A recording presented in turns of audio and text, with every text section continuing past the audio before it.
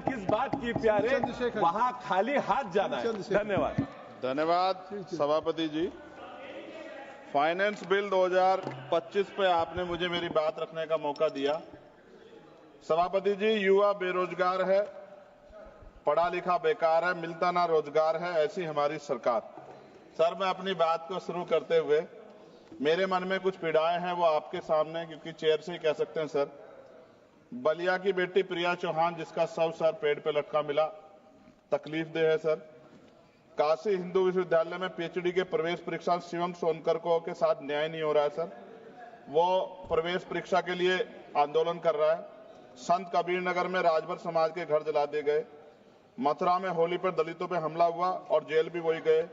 गोरखपुर में एक 13 साल के लड़के को मार दिया। आज उसके परिवार से बात हुई, उसकी मां तड़प रही थी। सर, और बिहार में मौलाना फिरोज को पुलिस ने पीटा। अब मैं सर अब बजट पे आता हूं। निजीकरण से आरक्षित वर्गों के लिए नौकरी के अवसर कम हो रहे हैं। सर, सरकार बताए कि राष्ट्रीय संपत्ति को बेचकर पूंजीपतियों को फायदा पहुंचाने की नीति कब बदलेगी।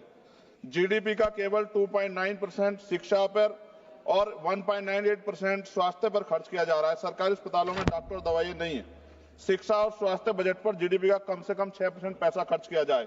जो गवर्नमेंट अमेंडमेंट नंबर 144 है, उसमें आपने रिटायर्ड कर्मचारी अधिकारियों की पेंशन को कम करने का प्रावधान किया है। मेरा सरकार से आग्रह, इस अमेंडमेंट को वापस लेकर पुनः पेंशन की पुरानी प्रक्रिया बहाल की जाए। सीएमआई की 2024 की रिपोर्ट के अनुसार भारत में बेरोजगारी दर 8% से अधिक बनी हुई है। युवाओं के लिए नए रोजगार सृजन कोई ठोस नीति बजट में नहीं थी।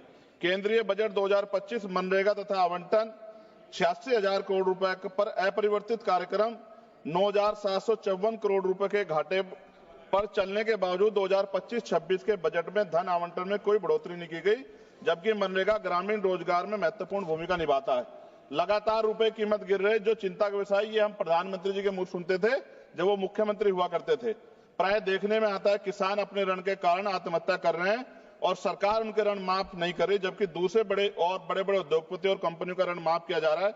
यह निंदनीय है। सरकार को किसानों की ओर ध्यान देना चाहिए, उनका ऋण माफ करना चाहिए। कृषि उपकरणों पर 100% जीएसटी की छूट दी जानी चाहिए। भारतीय शेयर बाजार पिछले कुछ समय से लगातार घाटे में जा रहा है। भारतीय निवेशकों का पैसा डूब चुका है, जबकि विदेशी निवेश लगातार भारतीय शेयर बाजार से पैसे निकाल रहे हैं। सरकार को इस ओर भी ध्यान देना चाहिए। कोई भी कर्मचारी अपने कुल वेतन पर वर्ष के अंत में टैक्स चुकाता है, परंतु उसके बाद भी खरीदी गई वस्तु पर कर देना पड़ता है। इस प्रकार के दोहरे कराधान से उसकी आर्थिक अक्षति होती है। ये गलत है। सर, जब कोई आम आदमी कोई वाहन खरीदता है तो उसे जीएसटी सहित कई तरह के कर चुकाने पड़ते हैं, लेकिन जब वह उस वाहन को सड़क पर ले जाता है तो पुनः कर देना पड़ता है, जिससे आम आदमी की जेब पर सीधा असर पड़ता है।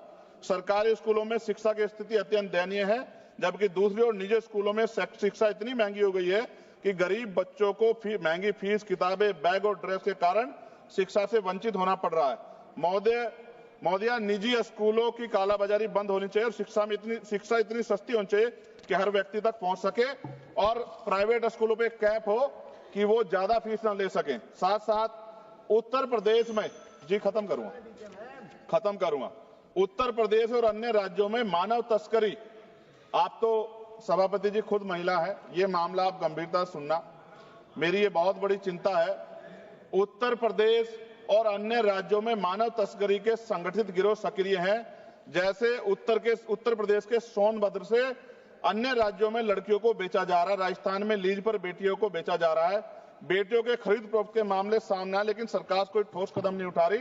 सरकार बताए कि मानव तस्करी रोकने के लिए बजट में विशेष प्रावधान क्यों नहीं किया गया। महिला सुरक्षा के लिए Nirbhaya fund, last page, Nirbhaya fund को पूरी राशि खर्च क्यों नहीं की जा रही है। फंड तो बना दिया निर्भया के नाम से, लेकिन खर्च नहीं करे। बेटियों की बिक्री रोकने के लिए राष्ट्रीय टास्क फोर्स का गठन किया जाना चाहिए।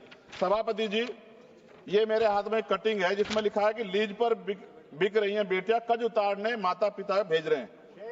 एक इंपोर्टेंट ये है मैं पढ़ने के लिए, 8 साल की बच्ची 3.5 लाख में 3 साल की लीज पर दी गई, हर दिन में 5 से 10 बार दुष्कर्म। ये झालावाड़ राजस्थान की है।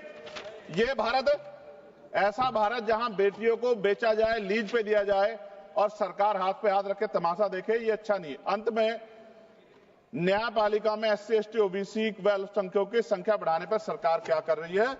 इन्हीं सब बातों के साथ मैं अपनी बात को खत्म करता हूं। जय भीम, जय भारत। आपका बहुत बहुत धन्यवाद।